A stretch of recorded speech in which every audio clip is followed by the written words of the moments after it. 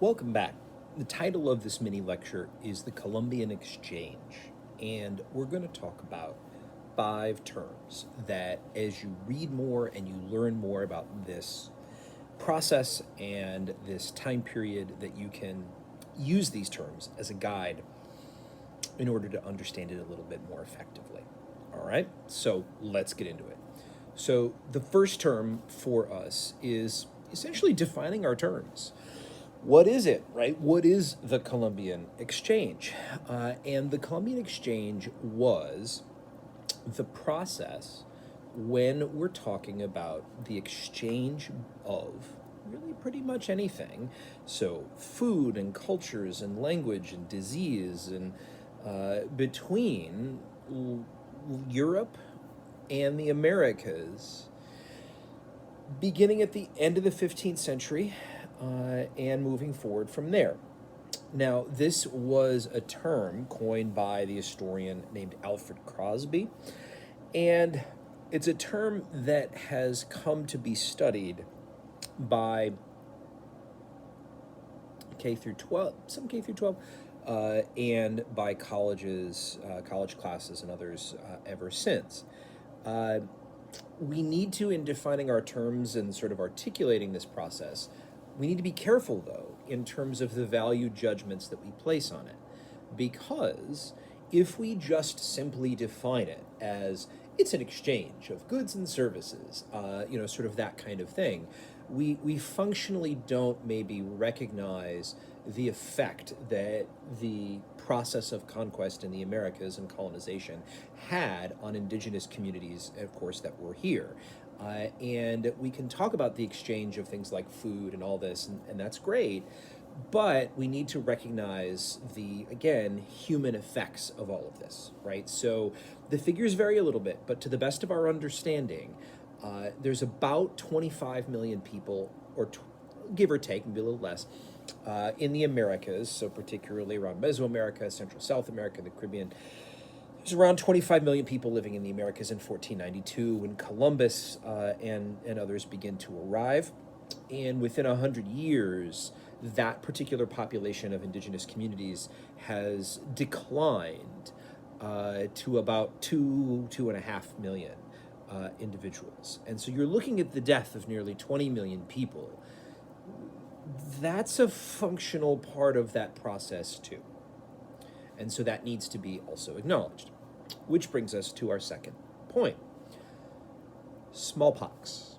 Smallpox. So smallpox was an incredibly deadly disease if one is potentially exposed to it. Those who survive it largely can maintain a form of immunity, but it can have serious effects on the body. We're not talking until the end of the 1700s. Edward Jenner, who is doing some work with the idea of vaccines and cowpox and sort of this kind of stuff.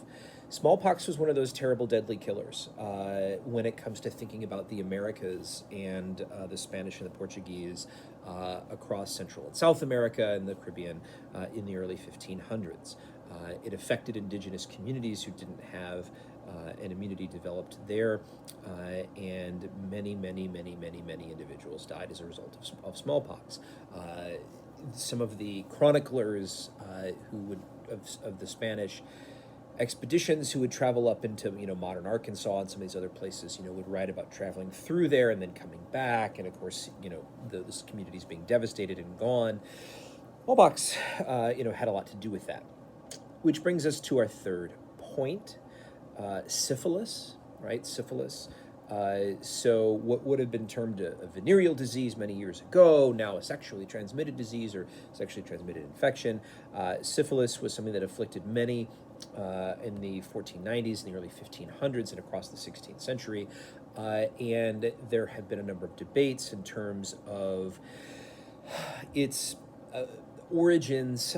Does it originate from the Americas? Does it sort of come out of Europe and then eventually make its way to the Americas, because it as well was a great killer sort of during this time.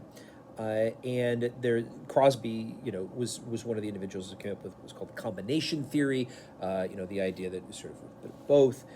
Either way, sort of what do we know, right? So the 1490s is a time period in which outbreaks, and folks are referring to this as this, and it's seen as something folks would have known. Treatments for it, of course, through the centuries, varied widely, and some of them were incredibly destructive to the body, including mercury. Eventually, you're not looking until the 1940s, 1943, when penicillin is going to become more widely available. So syphilis, though, is an important thing for us to sort of understand in terms of conquest, in terms of gender dynamics, enslavement, and power. Its spread across the Americas is an important part of understanding the brutal nature of conquest and of life in the 16th century. That brings us to our fourth point. So food, right? So the Europeans, as they arrive in the Americas, of course, are going to encounter a wide variety of forms of food and food cultures and food ways, some of which they will embrace, some of which they will take back to Europe, some of which they will seek to fuse or transform. So the list is pretty numerous when it comes to the things that they will engage with in the Americas and want to bring home. So certainly a wide variety of forms of potatoes and chilies and tomatoes, right? All these kinds of things. And of course, the Europeans are going to bring with them quite a great deal of different food cultures and food ways as well, which will come to affect the Americas extensively. So I'm thinking specifically, of course, of coffee and sugar, which, of course, the plantation environments that are going to be constructed for the mass manufacturing development of those are very strongly going to have an impact across the Americas. Which brings us to our fifth and final point, which is sugar and the Atlantic world. After you see broadly the conquest process for about a generation, so from the 1490s up to the 1520s or so, you will see the Spanish shift more towards this process of bureaucracy and governance and the construction of a series of colonies, which they're going to administer, both with the assistance of the church, and it's quite brutal, and this kind of thing. One of the other things, of course, across the islands of the Caribbean, you're going to start to see the Spanish, Portuguese, and others, largely the French and English, get involved in, is the transformation of many of these Caribbean islands into these spaces whereby they're going to use them to mass produce sugarcane, to then export it, refine it, and make sugar and export it all over.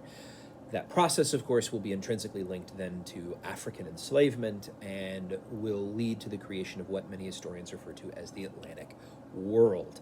This idea of those in the Americas connected to the continent of Africa and the cultures there, and then also connected to Europe and the cultures there. You have this process kind of interchanging and moving back and forth.